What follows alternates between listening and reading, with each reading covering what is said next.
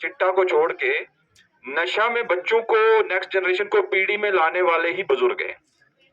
ये चीज हम रियलाइज नहीं करते। हुक्का है, पुराने कहते जी इसमें वो डाल के लाओ, तंबाकू डाल के लाओ, वो दो चीजें और डाल के लाओ, तो बच्चे को बोलते हैं, इवन लेडीज को मैंने देखा, बोलते हैं इसको गर्म करके लाओ बाहर से, फिर एक दो सूटा लगाते। एज ए रिजल्ट वो बच्चे का सिस्टम भी वैसा हो रहा है। आपको घर से पहले ये सिस्टम बंद करना है। तो नशा मुक्त का ये मतलब नहीं कि सिगदी में सिर्फ चिट्टा नहीं आएगा, बाकी सब अलाउड है। तो आप आज आपने जो कसम खाई है उसका असली मतलब भी जानो कि आप सिगरेट बीड़ी भी बंद करेंगे, हुक्का बंद करेंगे। अगर आप बंद नहीं करेंगे, आप अपनी पीढ़ी के साथ गलत कर रहे हैं, नेक्स्ट जनरेशन के साथ। तो पहले घर में जाके कसम खाना, परिवार के साथ, बच्चों के लिए। वो नस्वार भी लेते थे ना, वो एक होता है मिट्टी वाली, उसको भी बंद करो।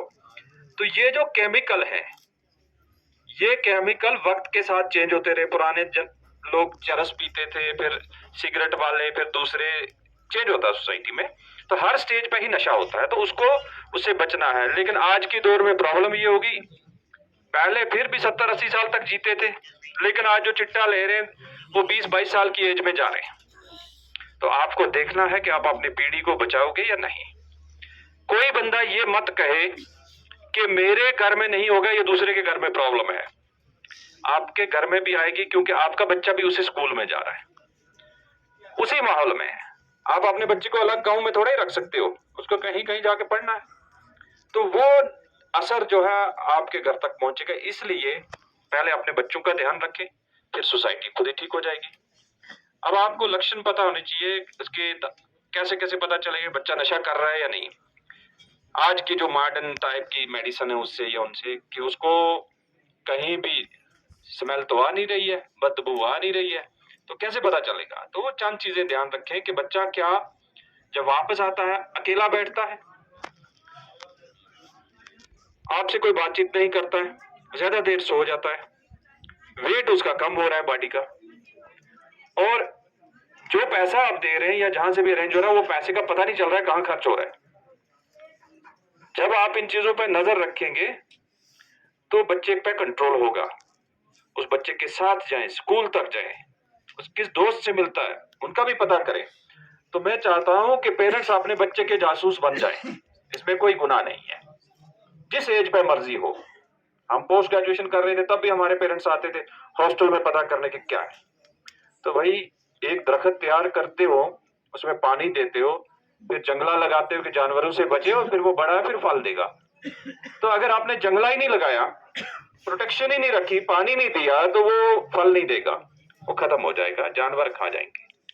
तो इसी तरह एक बच्चे की परवरिश और एक अच्छा ऑफिसर बनने तक माँ बाप की जिम्मेवारी है कि वो साथ रहे और पूछे। टीचर से बेस्ट है, हमारे टाइम थोड़ा कम था, लेकिन आजकल बहुत अच्छा पेरेंट टीचर मीट। पेरेंट्स को आना चाहिए।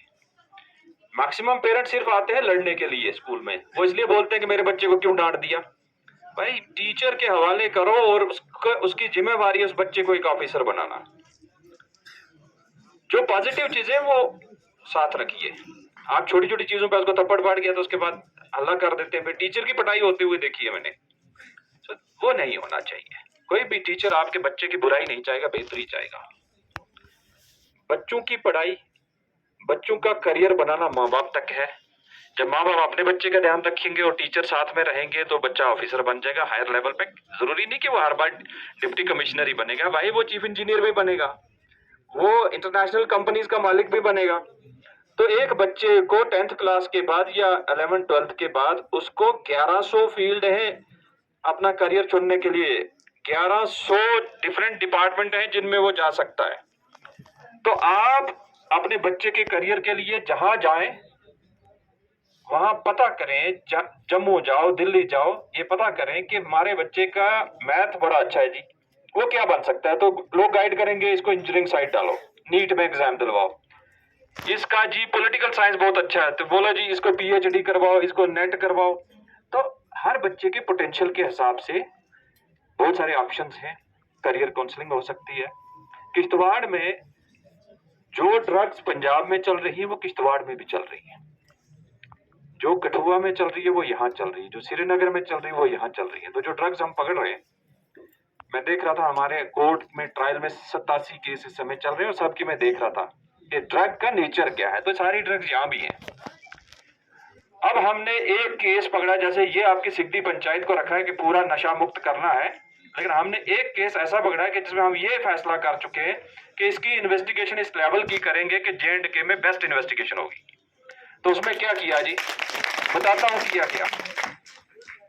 एक केस में कोई 50 ग्राम हमने हीरोइन पकड़ी, वो केमिकल चिट्टा, वो एक बंदे से पकड़ा है, उसकी शॉप से पकड़ा, इसी हिसाब से भी बात की, वारंट लिया, वहां सर्च की, केस रजिस्टर हुआ, तहसीलदार मौके पे लाया गया, वीडियोग्राफी, उसका वेट सही हो जाए वो भी हमने ध्यान रखा, सैंपल लिए गए, बंदा अरेस्ट हुआ, कोर्ट में गया, साथ में उसके हमें बैंक पे, अब उसका बैंक अकाउंट एनालाइज किया, उसके एक शॉपकीपर जो शॉप के नाम पे धंधा कर रहा है ड्रग्स का, 1,33,00,000 रुपए ट्रांजेक्शन हुई है किश्तवाड़ में।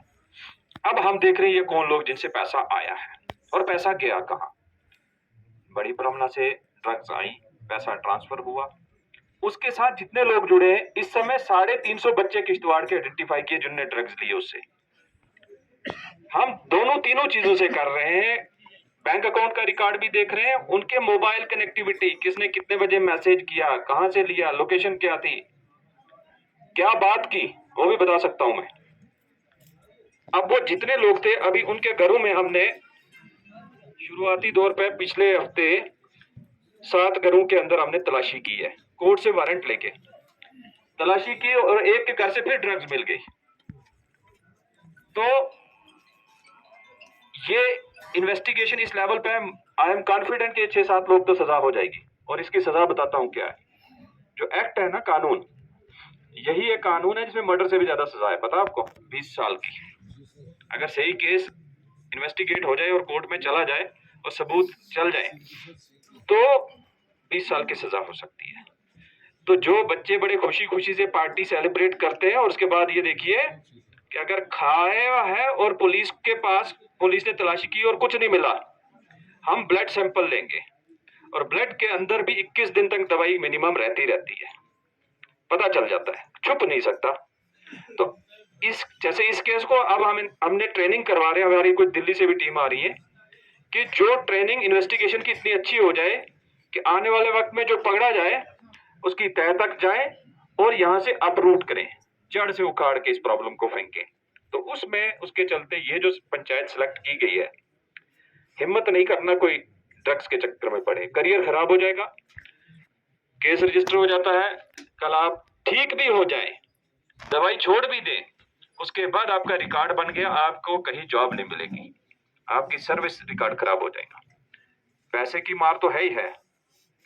इसलिए ये जो जितने बुजुर्ग सुन रहे हैं, आप ध्यान रखें कि आपके बच्चे जो है ना, ये हमारे सबके बच्चे कॉमन है और एसेट है, इनका करियर बनाना, इनके सेहत बचाना हमारी जिम्मेवारी है। अगर ये सिद्धि पंचायत नशा मुक्त हो गई है या आगे भी हम इस पे सर्विलेंस रखेंगे, साथ साथ में इसके यहाँ से बेस्ट स्पोर्ट्स पर्सन निकलने चाहिए। तो आपको अल्टरनेट एक्टिविटी के लिए भी अपने आप को सामने लाएं। यहाँ का बच्चा बैडमिंटन प्लेयर अच्छा होना चाहिए, फुटबॉल प्लेयर होना चाहिए, क्रिकेट का होना चाहिए, खुल के आइए डीसी साहब के पास, हमारे पास आइए, डिस्ट्रिक्ट ऑफिसर जितने सबके पास। तो मैं डीसी साहब से रिक्वेस्ट करूंगा कि स्पोर्ट्स ऑफिसर तो कैंप ऑर्गेनाइज करता है, हम भी कैंप में सिविक एक्शन में कर दें। आप बाकी डिपार्टमेंट के लोग, हॉर्टिकल्चर, एग्रीकल्चर, एनिमल हस्बेंड्री, वो भी किसी एक स्पोर्ट्स एक्टिविटी को पिकअप कर लें। ऑफिसर्स की सैलरी बड़ी अच्छी है, 1000 रुपया कंट्रीब्यूट करेंगे, 20 ऑफिसर हो जाते हैं, 20 ऑफिसर्स एक अच्छा मैच ऑर्गेनाइज कर सकते हैं, तो डिपार्टमेंट का अपना प्रमोशन भी हो जाता है। बट अभी तक फोर्सेस ही करती हैं या स्पोर्ट्स ऑफिसर करते हैं। सो मेरी ये रिक्वेस्ट है, सजेशन भी है कि आप उनको भी और मोटिवेट करें। आपकी जो सिविल सोसाइटी की कमेटीज हैं, आप सिर्फ आते हो एडमिनिस्ट्रेशन में कंप्लेंट करने, वो ऑफिसर ये कर गया, वो खा गया, आपने कभी नहीं आए कोई इवेंट ऑर्गेनाइज किया अपने लेवल पे, ठीक है ना। ये भी सदका जारिया है। आप अगर इस चीज के लिए करेंगे, किसी भी मजहब से, किसी भी रिलीजियस एक्टिविटी से सबसे बढ़कर ये अगर स्पोर्ट्स एक्टिविटी ऑर्गेनाइज करते हैं, बहुत सारे गांव देखे हैं जहां लोग हल्लाश्री में अगर 7 दिन कहीं काम पे जाते हैं ना, एक दिन कम्युनिटी के नाम डिवोट करते हैं कि आज हम ये रास्ता बनाने के लिए फ्री ऑफ कास्ट काम करेंगे। तो वो आदत भी आनी चाहिए। क्या होता है, संस्कार क्या होता है कि कुछ अच्छी चीजें नेक्स्ट जनरेशन में जाएं। लेकिन आज क्या है कि एक दिन के लिए भी लड़ जाते हैं, ऑफिसर की गर्दन पकड़ लेते हैं, फिर ये सोचते हैं कि शायद इसी से निकलेगा। ऐसा मत करना। केस रजिस्टर होता है, उस पर कोई बच्चा ना करे। बाकी मैं चैलेंज देता हूँ किश्तवाड़ में अब आप बिना हेलमेट के चल के दिखाएं। घर पे चलान आ रहा है। आज डीसी साहब ये डिस्कस कर रहे हैं कि पहले हमें क्या होता था कि गाड़ी का नंबर जो है, टाइम क्यों लगता था, गाड़ी का नंबर जो है वो भेजते थे ट्रांसपोर्ट डिपार्टमेंट को, ये गाड़ी वायलेट कर रही है। टाइम लगता था, 4-5-6 दिन के बाद आता, तब तक टाइम निकल जाता। मैंने ट्रांसपोर्ट कमिश्नर साहब से बात करके चिट्ठी लिख के आज से हमारे ऑफिस में ये कोई भी एसएचओ एक मैसेज भेजता है ना, सिंपल 5 सेकंड में पता चल जाएगा ये एड्रेस कहाँ है, गाड़ी कहाँ की है, उसकी पूरी शीट आ जाती है। हम वो प्रिंट आउट निकालते हैं, फोटो के साथ चिपका के उसके रेजिडेंस पे भेज देते हैं। कल एक बंदा आया है, जनाब मुझे कश्मीर जाना था, मेरा फोटो खिंच गया रास्ते में। तो मैंने कहा भाई यू आर वरीड, क्यों, टेंशन क्या है? कहता जी गाड़ी है जो जम्मू के बंदे के नाम, महेंद्र सिंह के नाम। महेंद्र सिंह ने बड़ी गालियां देनी है कि गाड़ी तूने अभी तक ट्रांसफर नहीं करवाई और चलान मेरे घर पे आ गया। तो एक्चुअल ऑनर को सजा मिलेगी। अगर किसी लेडी के नाम पे गाड़ी है तो चलान उसी के नाम पे आएगा। ट्रैफिक पे हम सख्ती से कंट्रोल करेंगे। और ज्यादा चर्चा चलती है कि 3-4 दिन पुलिस काम करती है फिर सो जाती है, नहीं, देखेंगे, आगे भी दिखाएंगे। तो उससे आपकी जान बच सकती है। हेलमेट पहनने का ये फायदा है। एक जगह मेरे सामने एक्सीडेंट हुआ था ट्रेलर के नीचे, और बिल्कुल उसका बच्चे का सर जो है टच हो चुका था टायर के साथ।